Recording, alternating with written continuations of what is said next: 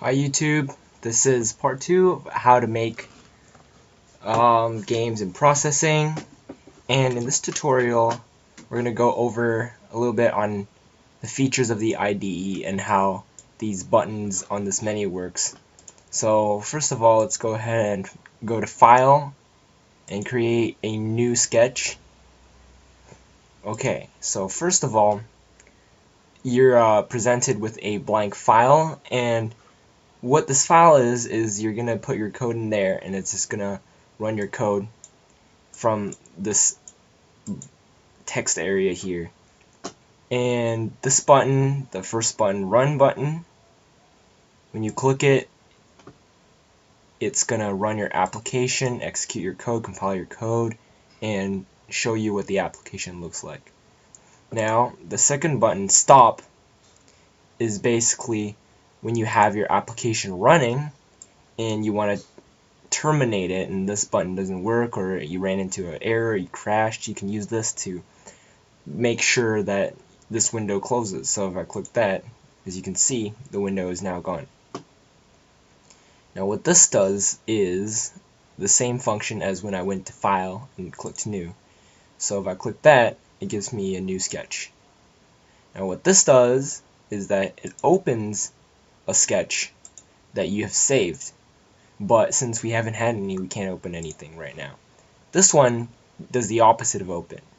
As the arrow points down, it's going to save your sketch, and let's save that on our desktop and call it sketch number 1. Okay, and what this button does is that it actually exports your application, and let's go ahead and try that. As you can see, a little dialog box pops out and gives you a couple options here. So you can have it exported for Windows, for Mac OS X, for Linux.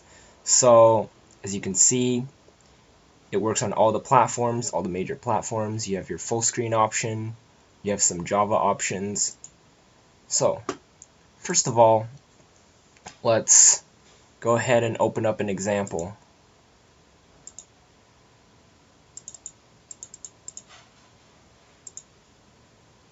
And I'm just going to go for the first example in basics.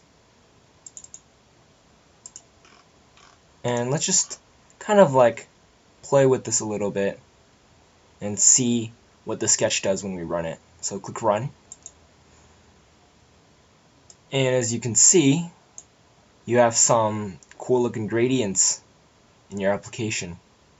So now a good way to learn processing is to go inside, actually dig inside and change some of these values. And that's how I kind of started off learning it. So the first thing we see in our void setup function is a size function call, and it has two parameters. It's got 640 and 360. So let's try changing one of these values and see how that changes the application. So I changed both values to 640, and I'm going to click Run again. And as you can see, the application screen got bigger than before.